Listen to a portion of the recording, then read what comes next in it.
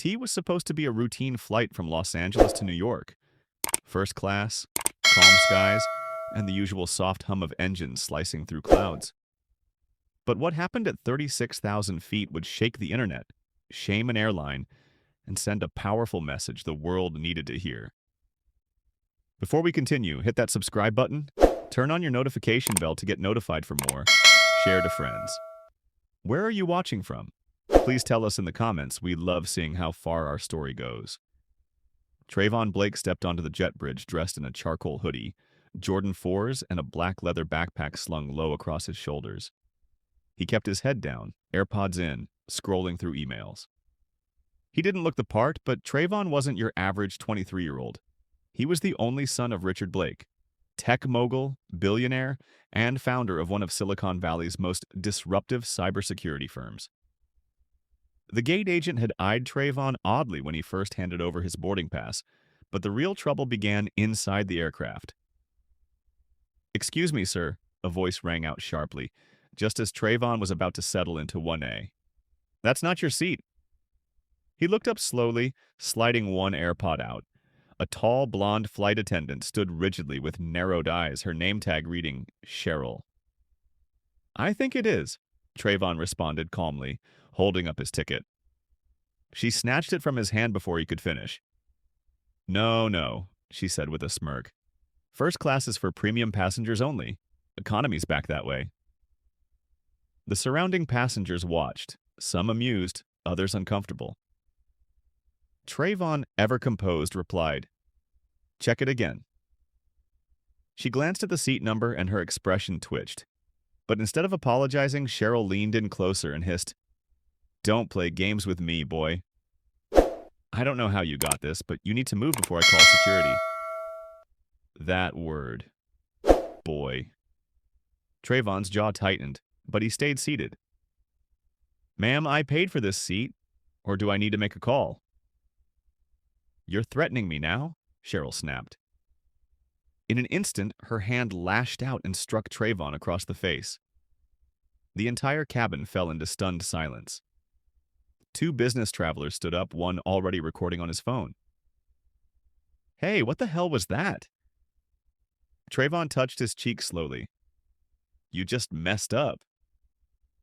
Cheryl backed up, visibly shaken now by the realization of eyes and cameras watching.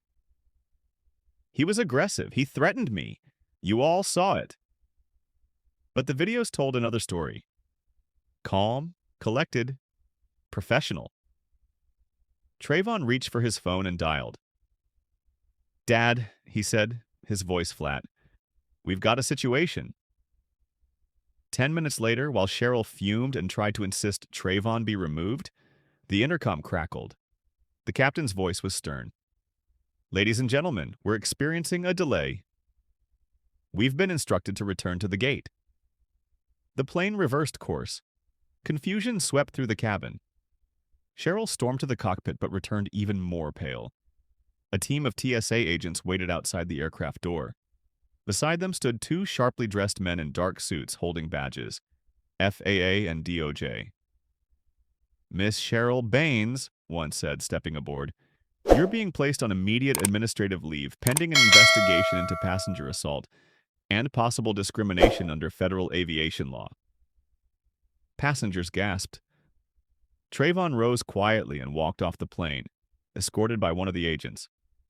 The man who had filmed the slap handed his phone over. "This might help." Within hours, the video hit social media. By morning, it had gone viral. Flying while black. Trayvon Blake? Justice at 36K feet.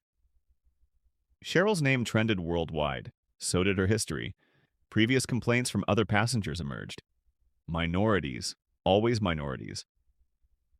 The airline scrambled into damage control, a public apology, promises of review. But it was too late.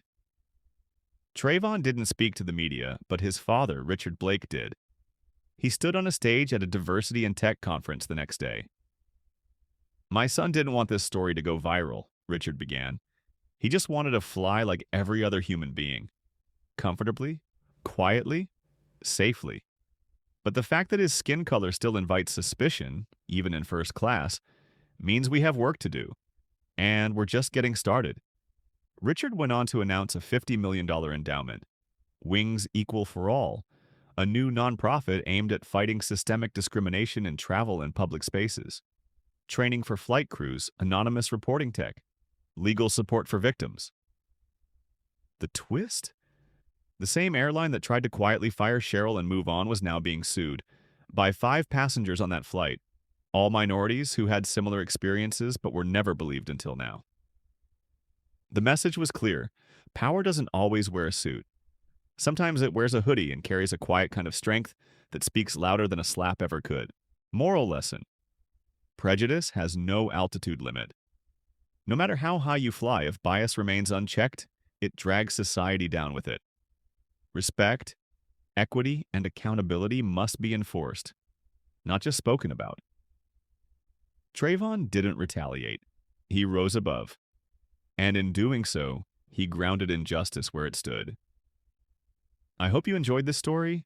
If you were Trayvon, what would you have done? If you haven't subscribed till now, please do. Your support means a lot. See you on our next story.